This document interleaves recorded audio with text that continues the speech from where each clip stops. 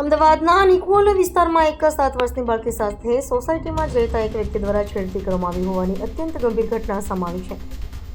બાળકીએ આ ઘટના અંગે પોતાની માતાને જાણ કરતા પીડિત પરિવારે નિકોલ પોલીસ સ્ટેશનમાં ગંભીર આક્ષેપો સાથે ફરિયાદ અને રજૂઆત કરી હતી. આ મામલે સામાજિક સંગઠનો દ્વારા પણ નિકોલ પોલીસ સ્ટેશન ખાતે ઉગ્ર વિરોધ નોંધાવી રજૂઆત કરવામાં આવતા પોલીસ ઇન્સ્પેક્ટર દ્વારા રજૂઆત સાંભળીને મામલાની ગંભીરતાને ધ્યાનમાં લેવામાં આવી હતી. પોલીસે તાત્કાલિક કાર્યવાહી હાથ ધરીને ગુનો દાખલ કર્યો છે. બંને આરોપીની ધરપકડ કરી લીધી છે.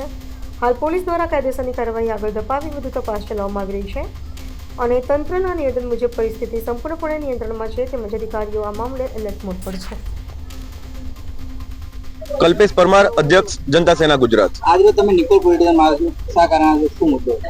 એમાં એવું છે કે સોશિયલ મીડિયાના માધ્યમથી જનતા સેના ગુજરાતનો એક પીડિત પરિવારે સંપર્ક કર્યો, અમારી જોડે મળવાનો સમય માંગ્યો. અમારે ઓફિસે મહિલા પ્રમુખને મળ્યા.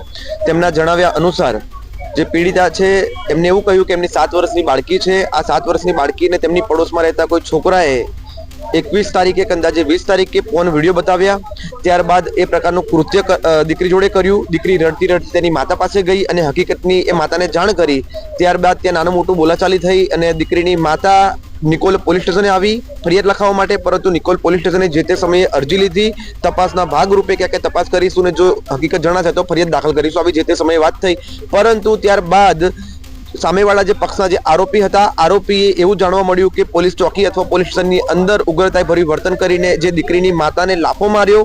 ત્યારબાદ એને દબાણ કરીને પોલીસ દ્વારા પણ એવા આક્ષેપ પીડિતાની માતા દ્વારા લગાવવામાં આવે છે કે દબાણ કરીને સમાધાન કરવામાં આવ્યું અરજીનું. પરંતુ જ્યારે જનતા સેનાનો સંપર્ક કર્યો, જનતા સેનાએ તેમને બાંહેધરી આપી કે ગુજરાતની કોઈ પણ સમાજની કોઈ પણ બેન દીકરીઓ હોય તેની સાથે અન્યાય અને અત્યાચાર થશે, જનતા સેના લડશે તેમના માટે. જેના ભાગરૂપે આજે અમે સૌ નિકોલ પોલીસ સ્ટેશને આવેલા, અહીંયા થોડું પ્રદર્શન કર્યું, પીઆઈ સાહેબને હકીકતની જાણ કરી અને પીઆઈ સાહેબે આની ગંભીરતાની નોંધ લઈને તાત્કાલિક ગુનો દાખલ કરવા માટેનું સૂચન કરેલ છે.